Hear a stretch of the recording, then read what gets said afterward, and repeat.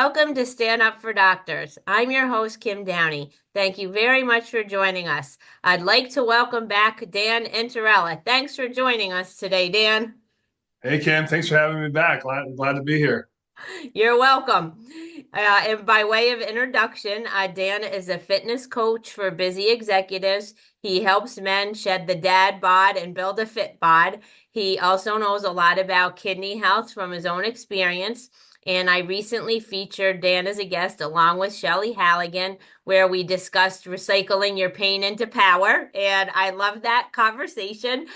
So I wanted to invite you back today to talk about workouts for busy physicians.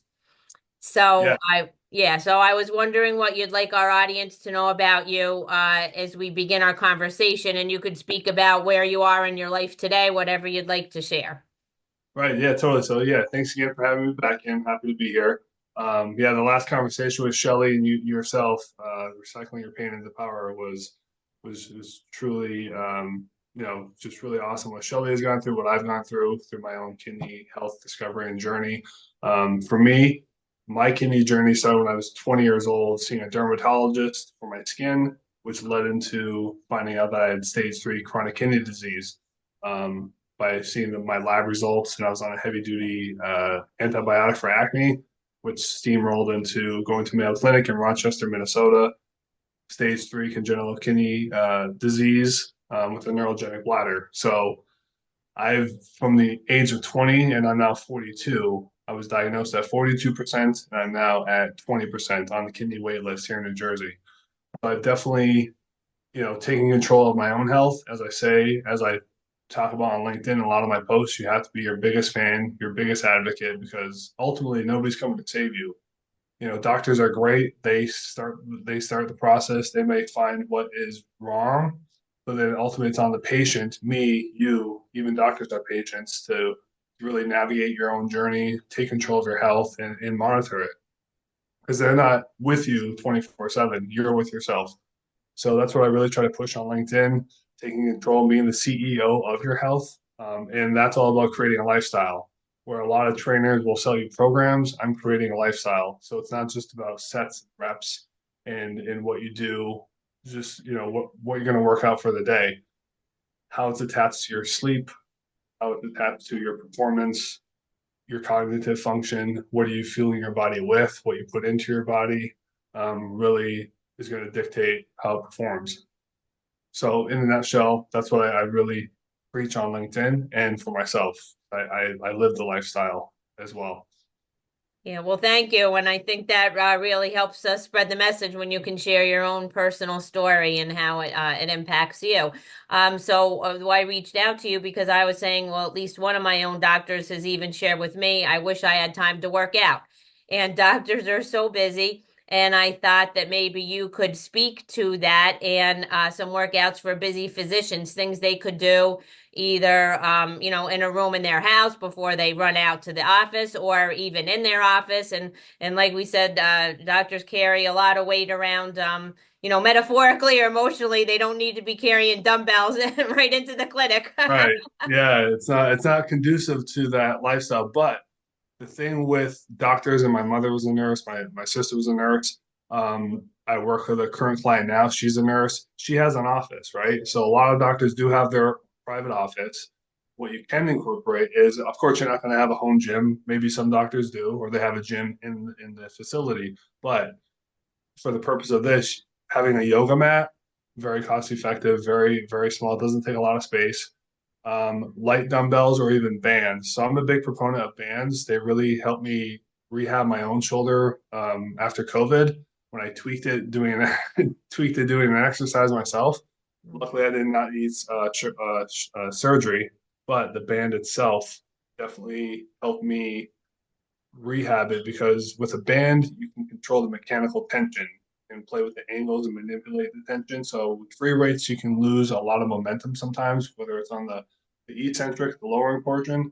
The band, there is no loss of that resistance. You have it on the positive and the negative, and it's working against your own. So it's the chances of hurting yourself are much less. So I incorporate a lot of bands into my own workouts, and you can actually add it in to change the strength curve of the weight that you already have.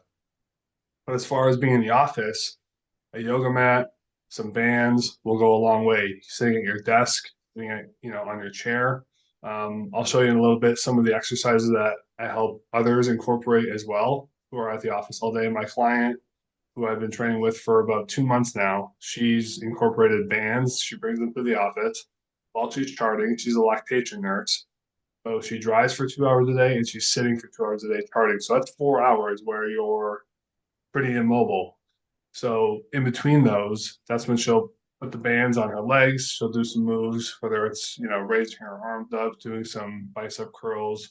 There's many things you can do, uh, to aid in the movement of the body so you're not sitting all day, which is absolutely worse. Standing and sitting is the worst for your body, right? Your joints start to get those rounded shoulders. I posted about it on LinkedIn today, showing a great exercise to build up the posterior rear delt. Um, yeah, so with those moves, like I said, I can definitely slide over my laptop in a little bit and show you some of the actual exercises, but also the importance of hydration and not meal prepping per se. But a lot of doctors, I'm sure, and my nurse client, she has a refrigerator in her office as well.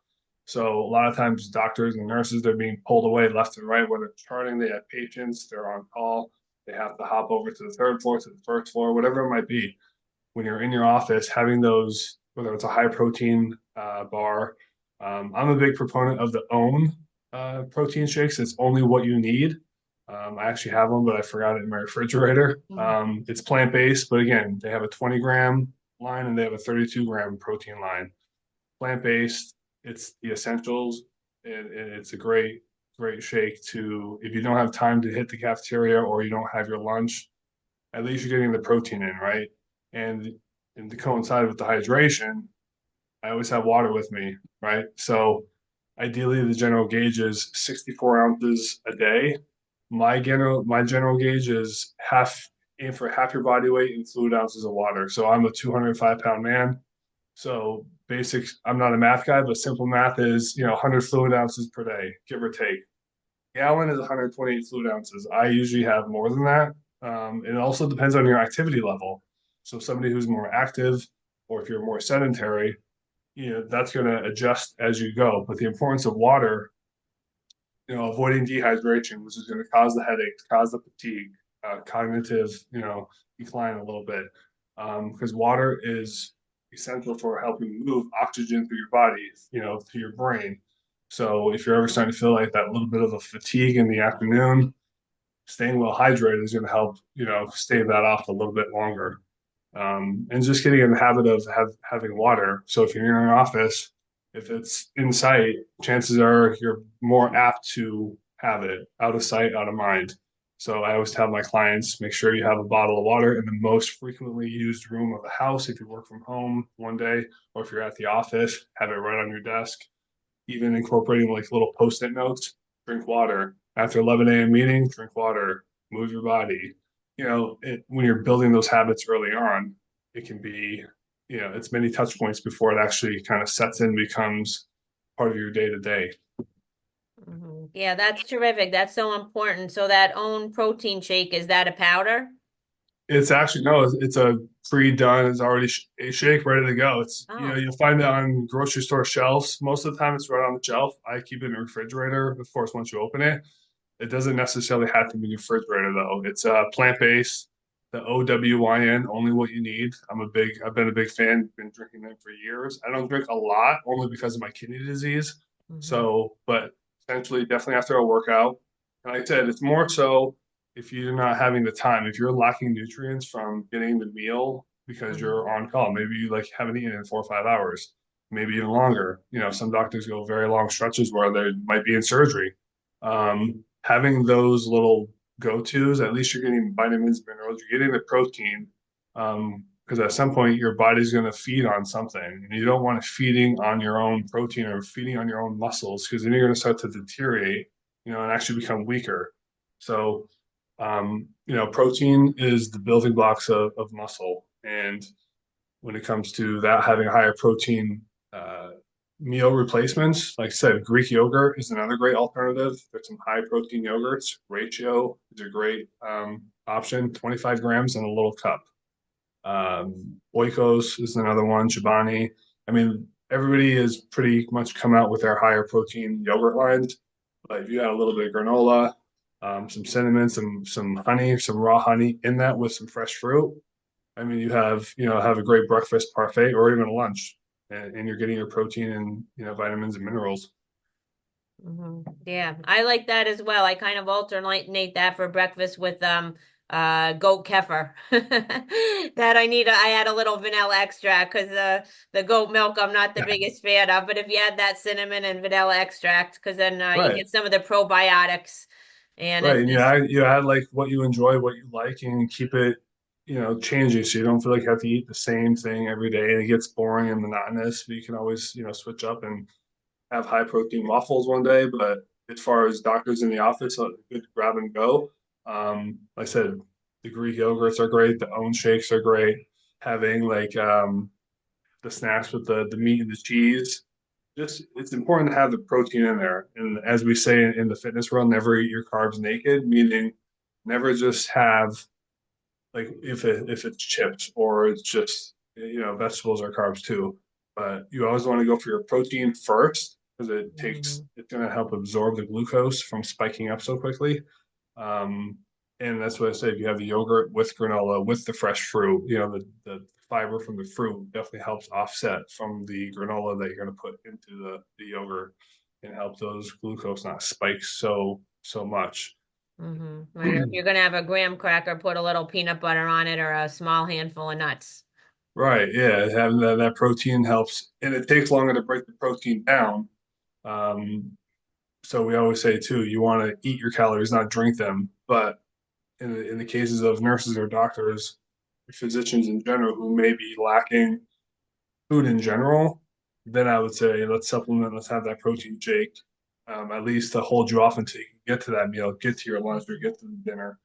Um, is the best way because it's processed. And then also on that, any doctors that are carrying the extra weight, as we talked about Mm. earlier, you know, eating your calories, eating the protein helps your body and it forces your body have to break it down. So if you're drinking all your calories throughout the day, having 3 protein shakes a day, everything is already processed and broken down.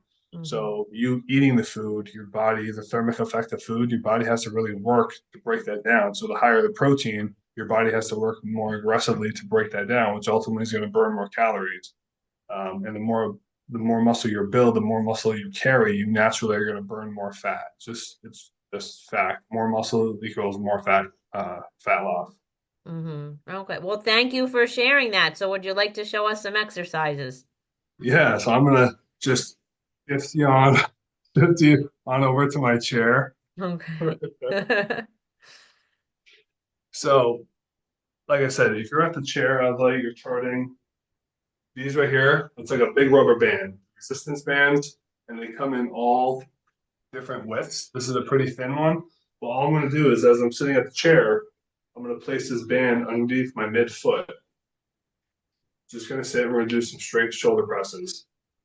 The great things about bands is, like I said, you don't lose that momentum with a free weight. You can kind of lose that, but the bands always give you that tension, completely safe as well. But from here, you can also stand up, and now we're doing a hammer curl or a bicep curl, right? Focusing more on the forearms. And it's still underneath my midfoot, and we're just curling. So you have your bicep curls, you have a shoulder press, and also take this band, as I'm doing, and do like a band pull apart.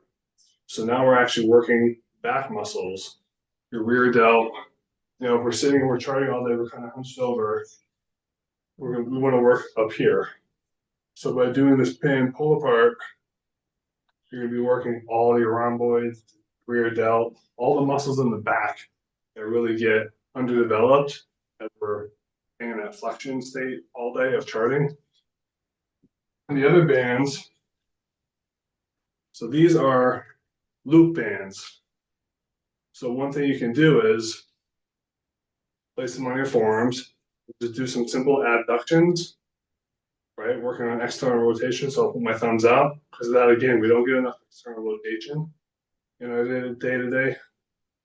But then you can control that resistance on the way back. So you don't want to just come right back in. You want to fight that resistance.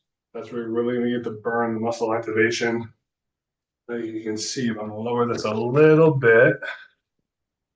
So what my nurse does while she's charting sometimes, she places the band right here.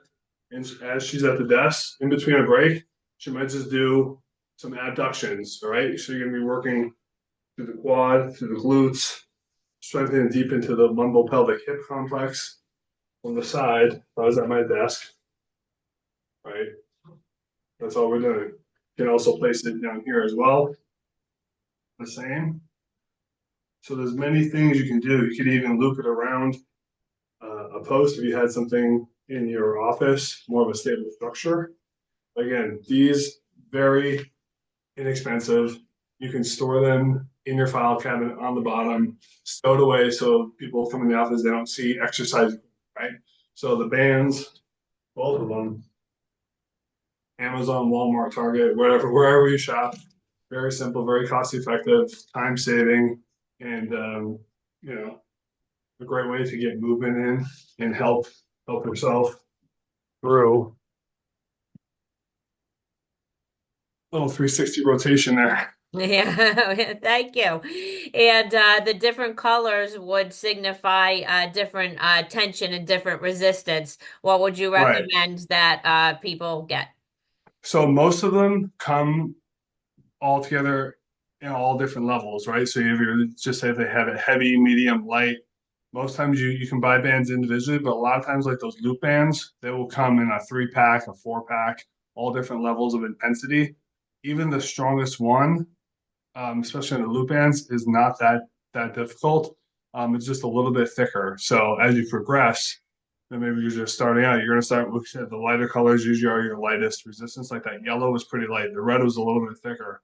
The black would be the heaviest, or the most resistant. But yeah, you can. They usually come together in a box of 3 or 4. Okay, thanks. Yeah, because I haven't had to buy them because when I was working, they came in a roll, so would just cut them and then would like tie if we wanted to make them into a loop and then would just tie them in a knot to make them. Right. Yeah. Yeah. Yeah. So and they do make those too. It's just like a long continuous roll, and then like I said, you can tie a knot in it to whatever your length may be, what you're trying to work. Yeah, that's still a viable option too. hmm Yeah, well, thank you. And so I would say if a doctor only has 1 minute, you can pick one and just do, like whatever 10 repetitions of a few of those, right? And you could maybe speak a little to if you had 1 minute or if you had 5 minutes, what you'd suggest. Exactly. Except for that quick minute, instead of in between, you could literally take the one band and do 3 exercises. So I was sitting down doing a shoulder press, right? I literally stood up and did bicep curls. Just say you had that 1 minute. Right now, you're getting a shoulder and a bicep workout. You can also take that and go into a squat as well because you have the resistance from that band. So you could literally bang out a few moves in 1 minute, 2 minutes. If you have 5 minutes, it can be a little bit more structured. You might be able to, on a Monday, okay, we'll just focus on upper body. Maybe we'll do biceps and shoulders, and also with that band, I could loop it behind the frame and do a chest. So it's not always about the resources that you have around you. It's about being resourceful with what you have. Like I said, I haven't been in the gym since COVID, and I work out at home. I don't have all the equipment I need or I would want yet, but I make it work. I have posts in my basement. I can loop it around and manipulate and get the same effect. I just don't have the actual flat bench, so I use like a stability ball. Um, in a lot of my videos, I don't have a flat bench. I use the stability core ball. That's going to be great for stabilization as well. So Mm. there's many ways just to work around.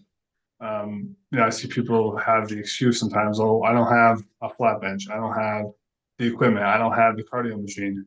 But reverse engineering that a little bit. Maybe you park a little bit further away. Maybe you take the steps. Don't take the elevator. There's just like little tweaks you can make that, yield high ROI. And speak to how it really is worth it if you have 1 minute or if you have 5 minutes. It's not, oh, if I don't have an hour to go to the gym and do all that stuff, it's not worth it. And that's not true. Yeah, it's really about the small wins, the little things consistently build up. That's the thing I find the hardest with people who might have an objection to um, working out in general, feeling like they don't have the time. It's not that you don't have the time, it's just a matter of prioritizing it. And even if you're working an 18-hour day, and it seems like the last thing you might want to do is like move your body, but doing this little thing is actually creating more energy long term because it takes energy to make energy. By sitting there stagnant or standing, it's actually not conducive to creating that energy and having everything is moved properly. Like I said, the worst sitting is the new smoking. It's lack of movement, is gonna just keep you sore, stiff, immobile, creaky joints longer. Um, so yeah, movement, like I said, movement is life. And doing little simple stretches, you know, 1, 2, 3, wrist rotations, just getting that blood flowing, getting up if you're in back to back Zoom meetings one day, have a little post-it, get up and move. In between calls, you do get a little break. It's just a matter of implementing and building a new habit to get up and stretch. And maybe it's just walking around your house or walking around the office, getting outside, getting some fresh air, vitamin D, and then going right back inside. A little bit of a recharge, the fresh air, the oxygen, the movement that naturally is going to circulate oxygen and blood flow and move your nutrients and help with digestion. And you can see how everything is just connected that way. Now, well, thank you. Did you want to speak to your videos? My videos on LinkedIn. So actually, every Monday, at least I try. Monday is Movement Monday. So today, I showed a little bit on the chair. It was about activating the rear delts because even me right now, I'm kind of sitting on my desk right here, and I'm a little bit hunched over, but it's a conscious effort too to pull those shoulders back and keep your chest up, right? Keep that good posture because it's so natural to just stay hunched. So my movement today was the rear delt fly. So you can do it with a band as well, bringing that out external rotation, which is going to help the muscles all back here, the stability in the shoulder joint. Um, yeah, it's just about moving in general. So every Monday I try to drop in exercises, quick, efficient, that you can do at your home, in the office, because I myself don't go to the gym. I'm showing you literally what you can do. You don't need to go to the gym to get the body or feel good or stronger for that matter. And they're short tips too, right? So you don't need a long time to watch them. No, my video clips are well under a minute. I've gotten down a lot. Sometimes my mobility, and I'm big on stretching too. Sometimes my mobility stretches are like save now, watch later. But for the most part, my clips today are like 30 seconds, under a minute. So I mean, it's definitely worth the watch for sure. Um, yeah, it's just all about, implementing it into your life that works for you. So what works for you, Kim, may not work for me. What works for me may not work for Dr. Sally down the street. It's just finding that balance, right? Whatever, and I talk about creating bookends. So when your day starts, when your day ends, what's happening in between the beginning and the end is your bookend, right? So for me, waking up at 3:30 in the morning, Mm. then I have my wake, my water, my breath, my stretch, my breakfast. Usually by 4 a.m., I already have basically 5 wins stacked in. And it's just building repetition. It starts a good foundation for the day. And although every day may be a little different, you have to loosely schedule that. And that's where the bookends come into play. And that's what I help CEOs, busy professionals help implement into their life. When can I logistically fit, a 25-minute, a 15-minute, a 30-minute exercise or workout into my life? So evaluating your bookends. If you're working at 7 a.m., you work till 3:30. Okay. Lunchtime. When can we either front load or back load the day to get some kind of movement in. And that's really what it's all about.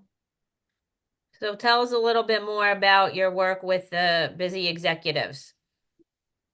So what I do, so essentially upon meeting, through LinkedIn, um, meeting the busy executives, they'll reach out to me. I see where I can possibly help them in their life, right? Because everybody's life is going to be different. And I've worked with a lot of um, financial, uh, financial business guys, and also as well as physicians, the nurses, doctors. Um, they've all been. I've talked to many different clients, many different lives. But one thing that's in common is they don't feel like they have time or they don't really know where to start. And then even on my LinkedIn profile, I leave in my featured section, I have a 2 week weight loss framework. I have a month hypertrophy framework, so building muscle, right? Because some people just don't know where to start. And the best advice and the worst advice is to just start. But if you don't really know what to do, I Mhm. always say focus on like one habit. Maybe you can start walking down the street. It might sound ridiculous. What's that going to do? But if you do it every day, then you start to build up endurance and cardiovascular, and you might end up start walking around the block. It's just about stacking simple habits sustainably and not getting overwhelmed by it. So people often try to do too many things at once, feel like they have to uproot and change their whole life. That's not the case. If you just focus on one thing, even for 1 week, for 2 weeks, then you can start making another adjustment or add something else to it that doesn't feel so overwhelming to you in the moment. But like I said, a lot of the people I've spoken to through LinkedIn, through content, is they're sitting at their jobs all day because they have to, right?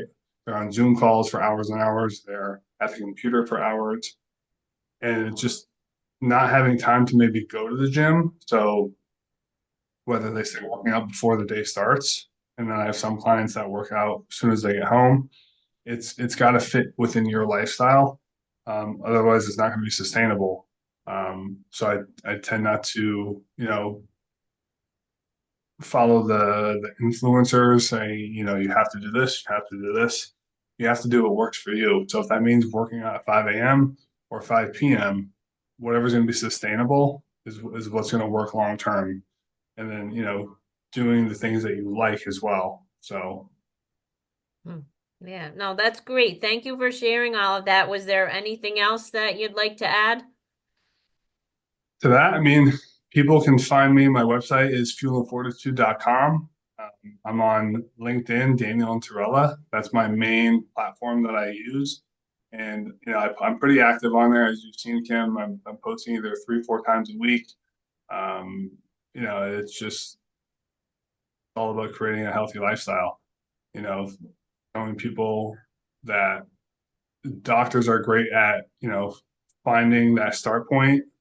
But I also say you don't want to wait for a doctor to tell you you need to do this. Otherwise, this may happen. Preventative is easier than restorative, right? It's easier to start something than waiting, and then you get, you're 40 or 50 or 60 to start something. You can always start, but the sooner you start, the easier it is to build it and sustain it. And so you don't want to wait for that day where you're at the emergency room, right? And having a doctor tell you that having that sit down conversation, like it's bad, you need quadruple bypass, whatever it might be. So it's just about taking accountability and starting now rather than later. Absolutely. And for doctors to take the advice that they give their patients and about self-care It and can the be hard. sleeping, right, and eating and the exercise, that's so important for doctors to meet their own, basic needs and not put that off. Right, works they're busy, taking care of they can neglect themselves because they're taking care of so many other things and so many other people. And that's the field they chose to dedicate their life to. But self care isn't selfish; it's necessary. Even for our doctors, whatever your title may be or whatever you do, self care isn't selfish. I think some people get caught up in that, like they don't feel like they should take time for themselves, whether it's for me, I don't meditate. My meditation is stretching. So Hmm. that's pretty profound for me. When I stretch, that's when I really just kind of, you know, really get recentered, focused. It could literally be 5 minutes. Sometimes I'm in my basement for 20 minutes on an active recovery day for a deep stretch, just like out. Sometimes it's literally in the morning going down for 2 minutes and just rotating my hips, right? Stretching, getting the soreness out of my back, doing some, even sitting right here, putting your arms behind you and looking up and pulling down on one side for some tension through the neck. Hmm. It can literally be 2 minutes. It doesn't have to be, this monumental task or like, oh, I don't have time for that. It's just about making time, but like creating the habit for that and then just, implementing it. Hmm. Well, thank you so much. Hopefully, this will inspire some doctors who feel like they don't have time for exercise. And you gave some good starting exercises, and then also that they can reach out to you if they'd like more specific instruction. Because sometimes I think that's how coaching is good, because you're, a health coach too, is sometimes people need help to figure these things out in their own life. When can I fit this in? How is this going to work for me? Or if they have specific limitations, how can I work around that? And it's great Right. to have resources such as yourself and physical therapists. I'm not doing that now, but Yeah, right. Yeah, it's, everybody has their thing, whether it's their struggle is they maybe I got the workouts down, like that's easy for me, but I struggle with the nutrition or vice versa. Um, and like what foods to eat. And then if you really delve into nutrition, then it's talking about your macros, your protein, your carbs, your fats. So with me, how I utilize my program, once I learn, I set up your BMR, find out what your basal metabolic rate is. That's a great start point. You need to be in a surplus or a deficit when it comes to calories. Through me and how what I run my brand through on the app, you're able to track everything you eat, drink, whatever it is, and it's not like it's I'm watching everything you're doing. It's to build accountability, and I can see if you've done the workouts. I can see what you're eating. And it's not about not eating, you know, bad foods.